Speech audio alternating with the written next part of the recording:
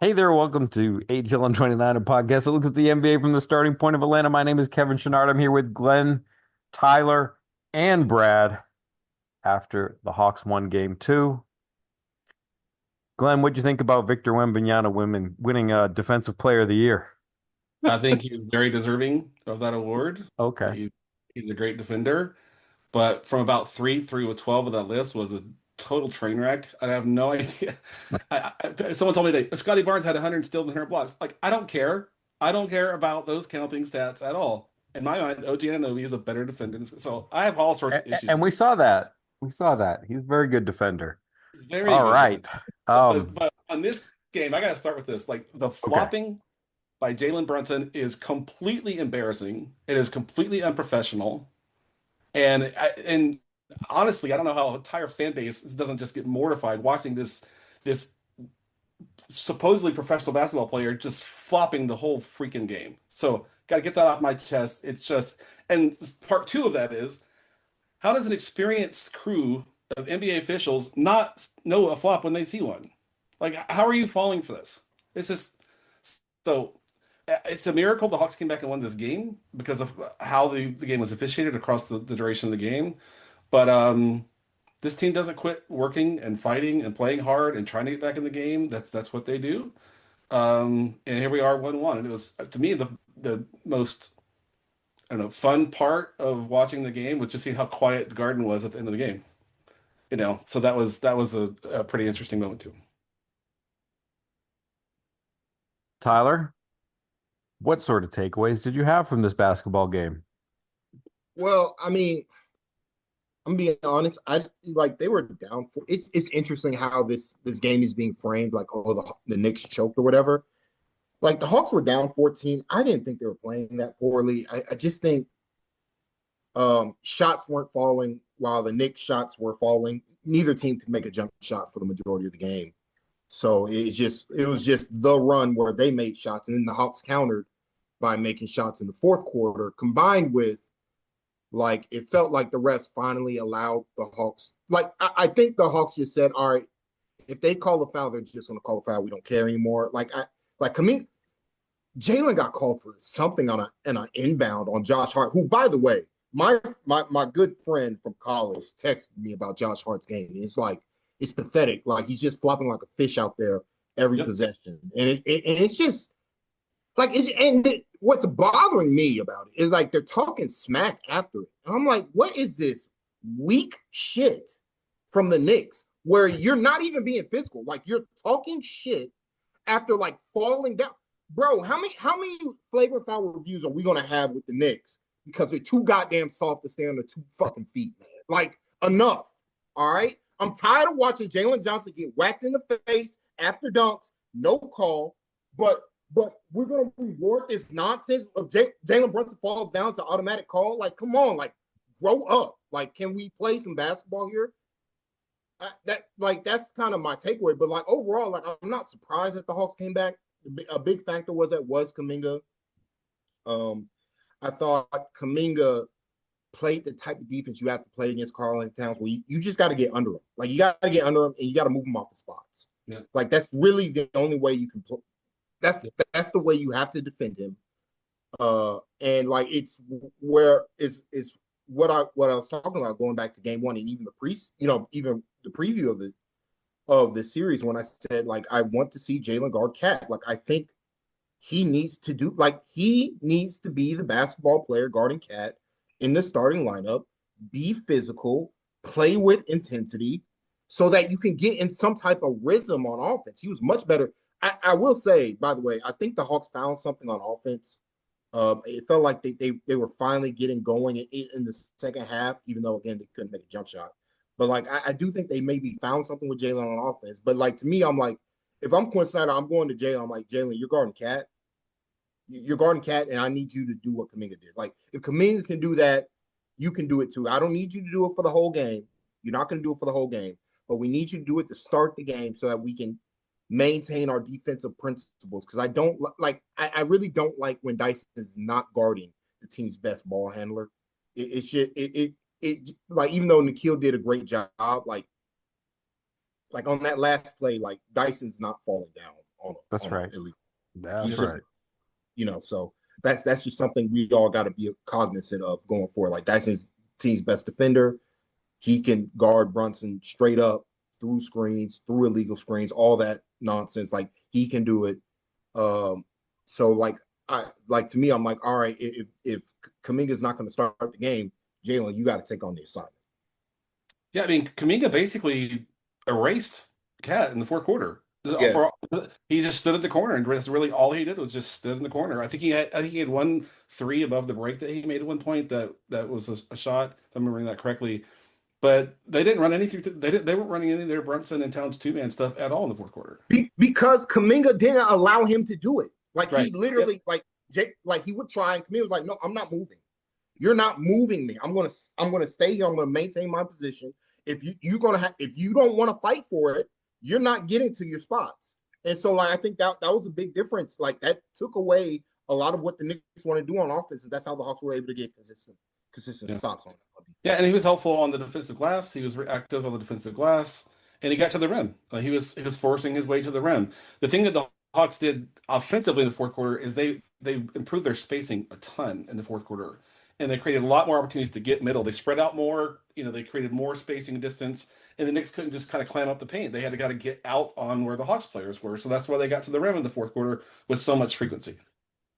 And to kind of tie it together a little bit, like normally you would lose your mind a little bit if you would take Dyson Daniels out with 5 minutes left. It's like, what are you doing? But in a game where there was that much flopping, like it takes some of his value away. It's like disgusting that it happens that way, but it's like if he's not allowed to like fight his way through an illegal screen to try to get back in position, like you've taken 25% of his value off the table right there at the start. And so, they needed to set themselves up so that CJ could go one-on-one against Jalen Brunson. They were forcing the switch, they were spacing it out, and they were letting CJ McCollum do what he needed to do, and the Knicks were unwilling to help. And so CJ just kept doing what he needed to do to score, and that got the Hawks back in the game. To me, it was more of an offensive, like decision for Quinn to Oh, take for Dyson. sure. But if, And if it you wasn't lose the it, value on defense, then yeah, you got to take him out to go for it on offense. but like to me, Kevin, it wasn't for shooting purposes. It was because he wasn't being aggressive. Sure. No, He had an opportunity in transition. He had an opportunity in transition against Karl Anthony Towns, and he didn't take it. And like I think that was the last possession he basically played until it was offense for defense shenanigans. But like sure. he's got like again, he can take something from Kuminga. Attack, get downhill, play with physicality. Don't just settle for the floaters. He And could take something from Gabe Vincent. Gabe Vincent is moving around off the ball, just plowing people. Like that's what you've got to do in a game like this. Like you've got to be physical off the ball, screening people. Like he's just kind of floating in no man's land too much on offense when he could yeah, be just getting other people free. Like there's some value in that. You have to turn your head. You have to fight through the screen. Like he's just kind of staying in empty space too often, and he needs to be just chip blocking way more often than he is. Yeah, Sorry. Gabe perfected that technique in Miami because that's what Miami does. They're really physical off the ball. I didn't mean to cut Tyler off entirely there. My bad. nah, I I meant think to we give him have Brad. Brad here somewhere. Does anybody see I- Brad? I'm just listening like I'm normally on my phone with my headphones in. I mean, I don't really need to be here, honestly. Um, I can't match Tyler for spice either. My only moderate spice was going to be making fun of Jamal Crawford, who I like, by the way. Jamal Crawford was a good Hawk. I enjoy Jamal Crawford. I don't. I think you said today, Kevin, that you weren't sure if you had ever watching the same game, and I agree with you. I don't know what was happening there. The one that was the funniest was the idea, and I look, Jalen Brunson's good at basketball. I'll say that. The flopping was aggressive today, but he ended this game with 29 points on 29 shooting possessions. Yeah, it's It 10 for wasn't like 20, 10 for he 26. he wasn't particularly good at any point in the game, Yep. and it was like all Brunson love fest all the time. That's my one partisan take I'll offer on the pod. And the MVP chants just make me laugh so hard. He's not MVP Well, level. that's the Knicks fan. I mean, Knicks fans are they're excited. By the way, I mean, I when we talked after game one, McCollum hadn't gone to the podium yet, I don't believe, which Yeah. made a lot of noise, and that got him under the spotlight.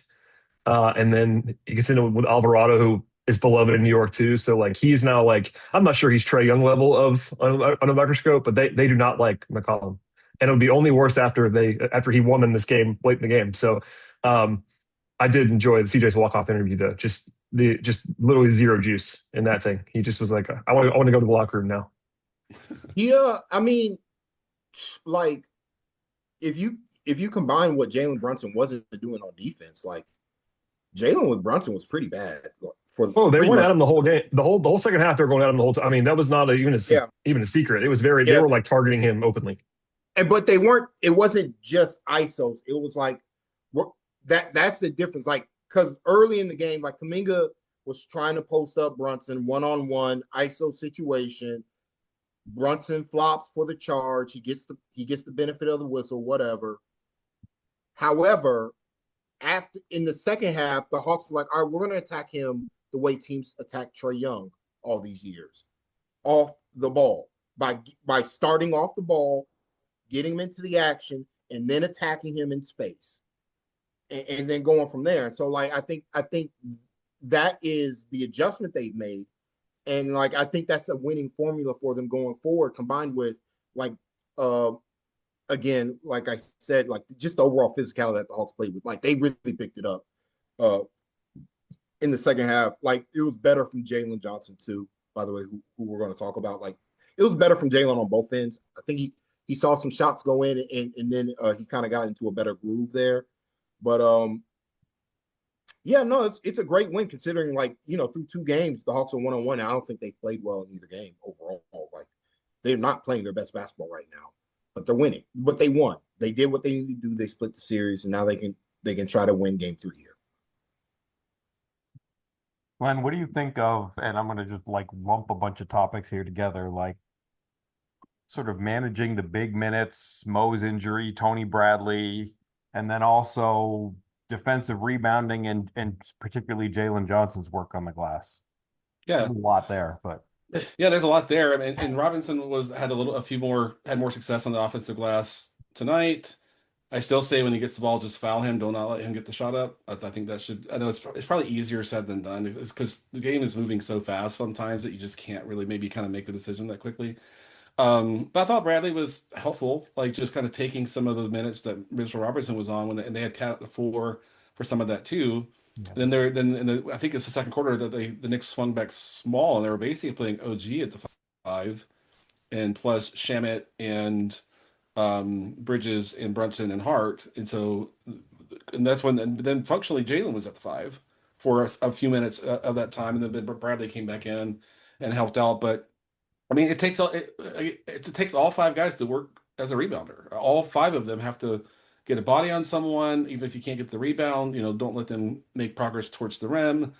Own that defensive space and all that. And I thought that's where Kuminga really added the Yep. most tonight, just as a defensive rebounder. And I mean, so just they really played a much cleaner the fourth quarter is a converse of game one. Like the fourth quarter, game one. Hawks couldn't make a shot. Knicks couldn't miss a shot. Tonight was the converse. Like the Hawks had a really, really, really good. They got to the rim frequently in the fourth quarter. I think they got nine, Yeah. 10 shots at the rim in the fourth quarter because of the spacing correction that was there. So you can tell that they looked at film from game one, recognized things that they were executing poorly, built a plan to do those things better, and they did those things better tonight. The most impressive thing to me still is they just didn't quit. Even when they were down like 12, 14 points, they just stayed in the game, working every possession, trying to get stops, trying to turn defense into offense. And we all know that is their primary method of winning a game is using defense to create offense, and they were great at that in the second half tonight. I thought that in a weird way, like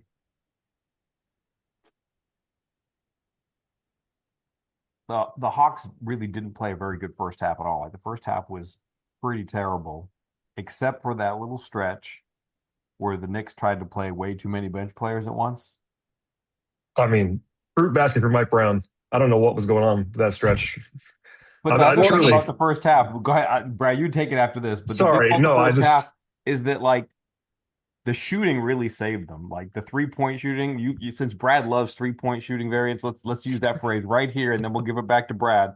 There was a big 3-point shooting variance through the first quarter and a half that kind of kept the Hawks in the game. The Knicks couldn't really make a three. They were getting good looks and missing them. The Hawks were getting, relatively decent looks and making some of them. And just that difference in the 3-pointers kept them close when they really weren't playing all that well. Yeah. I mean, that's true. I mean, you look at the full game numbers and the Hawks shoot 9 of 30, and no one's going to say 3-point variance, not even me. But you're right. As far as the way the game unfolded, early they had to make threes and they did because they weren't doing anything else well. They were getting killed on the glass. I think I said it in the third quarter, maybe at some point. I was like, this is like the stereotype of what the negative scouting report was for the Hawks coming into the series. They couldn't score in the half court at all for the first 2.5 quarters of the game, and they couldn't get a rebound. And it's like, well, there's a problem, and that's why you're down by 14 points. But you're right, they made threes in the first half, and the crazy stat on the other side of that is they were 1 of 12 from three in the second half, and won.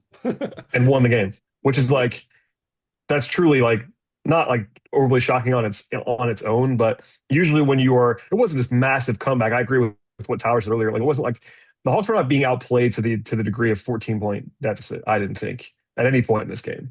But with that said, you're down 14, and usually, not always, but usually you're going to need some shooting to make up the gap.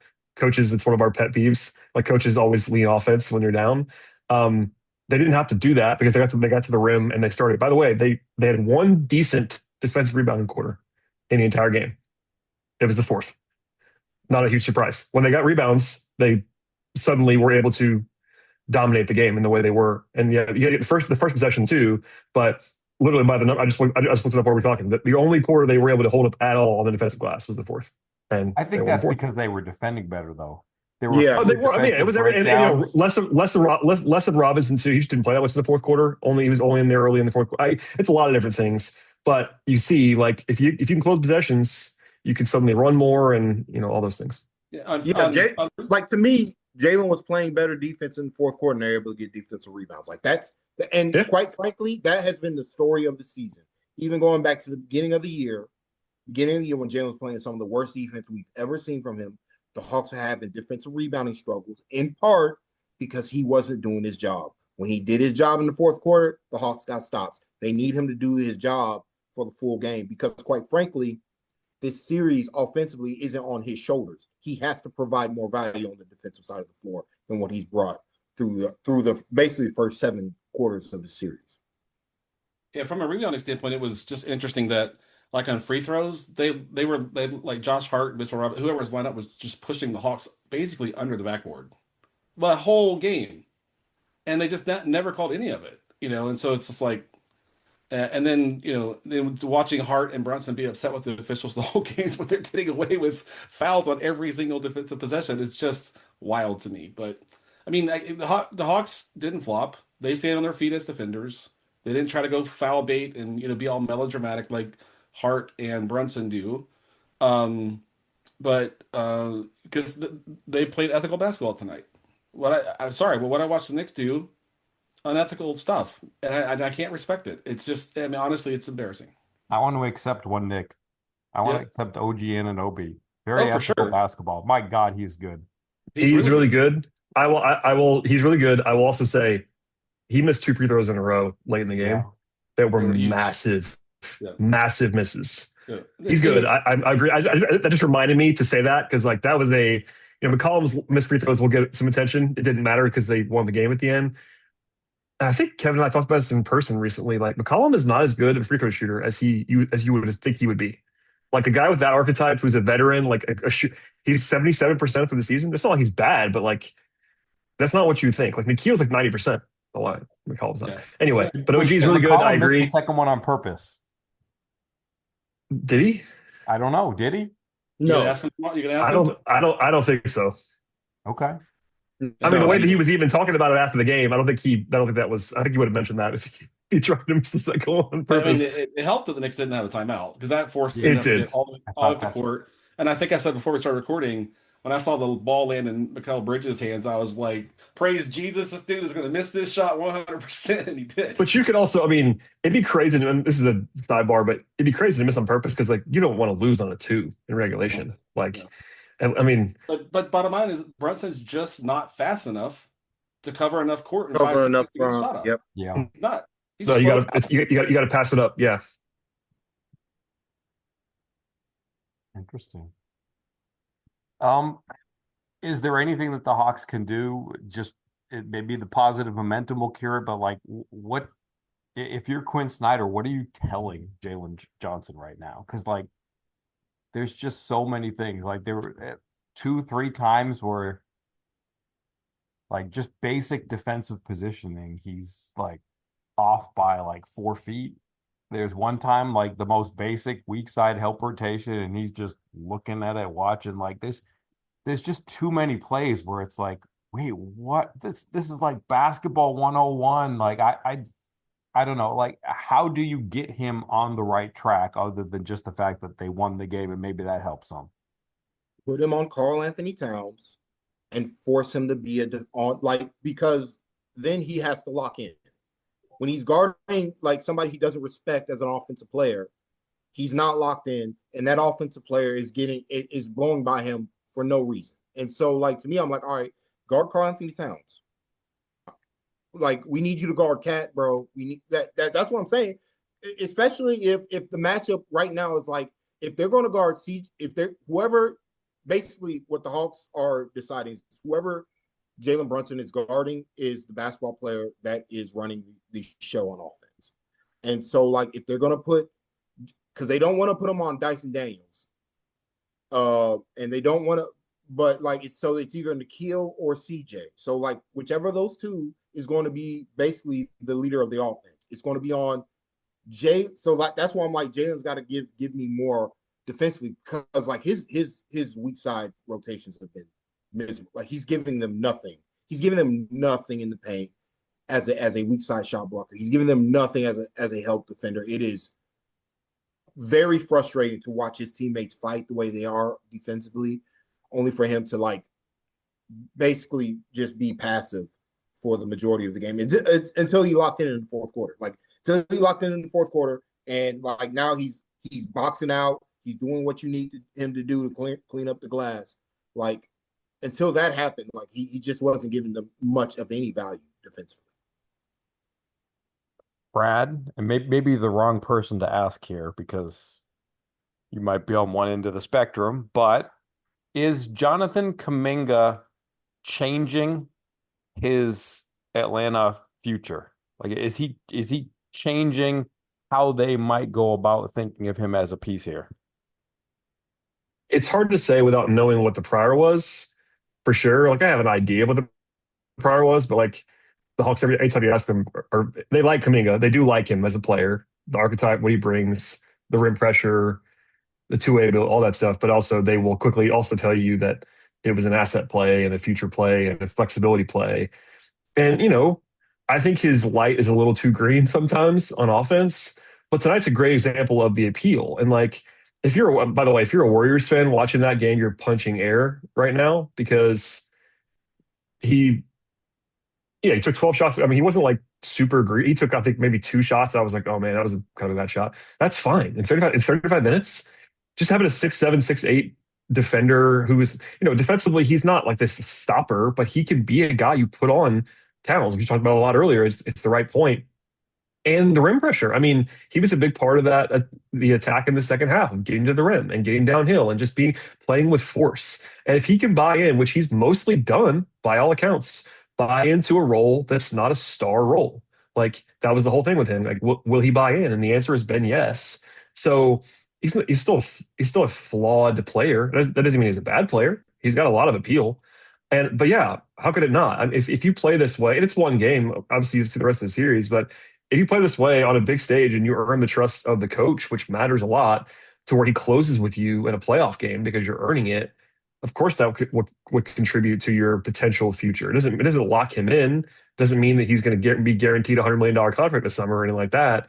But like, yeah, I think it's certainly, if you asked me yesterday versus today, likelihood of Jonathan Kuminga being on the team next year, it has to go up. I mean, how much it goes up, it might be 1%. But when you show that two-way ability on that stage and Glenn clearly trusted it, like, yeah, I mean, it's obviously a good data point for him. Do you feel the same way, Glenn? Yeah, I mean, I think the athleticism is a real benefit. I think having more size and speed and a player with real verticality is so that Jalen's not really the only one on the floor doing that. Um, is is interesting to me. That was weird. Sorry. Um, so I mean, but price point will matter. I mean, Ansi's not gonna just give him Yes. whatever he asked for, and that's what it'll come down to. And honestly, that's 90% of why Trey is probably not on this team anymore because of what Trey had in mind for his next contract and how much of the cap it would have consumed and made it hard to build out the rest of your roster. So if he's willing to play for, I don't know what number 12 of year, 15, I don't know what the right number is, then great. If he wants to go play for a really bad team that has a bunch of cap space and then it wants to play on a losing team, that doesn't seem like a lot of fun to me. So I think it does come down to, are they 10 million apart? Are they 5 million apart? Are they, how far apart are they on what his representatives think he deserves and what Ansi and Tony are willing to sign off on? I think that's going to be really the kind of the big fork in the road, so to speak. He didn't win the game by himself, but they don't win that game without him, and that's very obvious. For sure. Like, they do not win that game without him. So No, take that for what it's worth, how much value you put on that, but yeah, he was hugely instrumental in that win, like full stop. he was. I want Tony Bradley back. I, I wanted him last year. I wanted him this year. I want Okay, just more that's, big man depth in general because it's just so easy to go through it. Like you're down Jock Landale. Mo Gay had a scare that was like a big scare. It's like and he honestly he didn't really look quite like himself after no, he came back. he did not play when he came It's back. just No. too easy to go through your big man depth. If you can find a cheap third center who's playable in a game like this, please get him because it's Can we, you need it too often. can we talk about that like 7 foot I weird shot don't he care. took? Like It was if you get hysterical. down, I'm not making I'm making yeah, fun of it for fun awful hook shot reasons. for sure. It was so bad. It was so funny. So But I've defended Tony Bradley. it's like the I'm on same your thing with side, by the way. Kuminga, though. It's indicative of a mentality. Like these guys are selling out to make contests at the rim. When the ball is loose on the ground, Tony Bradley was on it like a grenade. Like you have Yeah. to have a certain mentality to do that. And it's hard to turn that mentality off when you think you see something on offense. So, like, honestly, I don't care It, that much if it's like one or in like Kuminga's case, one or two. Oh, Yeah. I have a stat though, by the way, to back you up, Kevin. And I promise I'll stop. In Tony Bradley's minutes today, they had a 75% defensive rebound rate, which is really, really good if you don't know that. That's really, really good, especially in And a it's game really, when really good when you look at the full game right, numbers. the full game was like 55%, which is terrible. Yeah. So it was even worse than that without him. So that's why Yeah. he's not, I know it's not always pretty. People that want Christian Coloco, they're calling for Christian Coloco every day in my mentions. I know it's the same for Why is he Kevin. not in the game, Brad? Well, he's ineligible to play, Kevin. That's He's the reason eligible to why. play. Yeah. But Rules. Tony Bradley is much more of a playoff option, in my opinion, because he does. Yes, that shot was hilarious, full Yeah. stop. Yeah. But he's I think the mental process was, I'm going to get to the rim. I'm going to get to the rim. I'm not getting to the rim. I'm not getting to the rim. Yeah. he helped them a lot. I mean, he really did. I don't know if he would. I don't know how much he would have played if Mo hadn't gotten hurt. But Tony Bradley was very helpful in that game, like just clearly. he was good overall, like full stop. Like I thought he was good. That one play aside, it was more funny than anything else. But like uh they need it, they need the size and physicality. Like that, this is the playoffs, man. You need size and you need physicality, and he brings both, especially with no Jock Landale. So like he should continue to play, particularly against Mitchell Robinson when he's in the game, because the Knicks go with a more traditional lineup. So I just think that's good. I think it's good, and also like a Kongu again, another game. I don't know how bad the knee is, but he was fantastic throughout. Like he's a great basketball player. I wish Hawk fans would respect everything that he does. Like it gets a little annoying. Like just not that many centers who can run a pick and roll with. where he's the ball handler. He gets downhill because he has a good dribble and he's able to dunk and should have got an and one. But apparently like the Knicks players are just able to hack the Hawks free of charge. No, it's no problem. You got to play through the contact if you're the Hawks. If you're the Knicks, you fall down, it's automatic 2 free throws. We saw some Corey Kispert. I thought he was good. Like you say what you want about Corey Kispert, but he is physical. So like that plays well in a game like this. Yeah, yeah, yeah. And he was on when it was safe to have him on. He was That's defending right. man, right? Exactly. So he wasn't on when Brunson was on and when the starters Nope. were on. So I think Quinn picked the right time to give him some run. When he got on, I thought it was going to be for some hacka nonsense, but it was not. It was not. All right. Well, I appreciate you jumping in on a very intense post game, and I guess we shall say goodnight, Bob, and hopefully we can do this again soon. Thank you. Good night.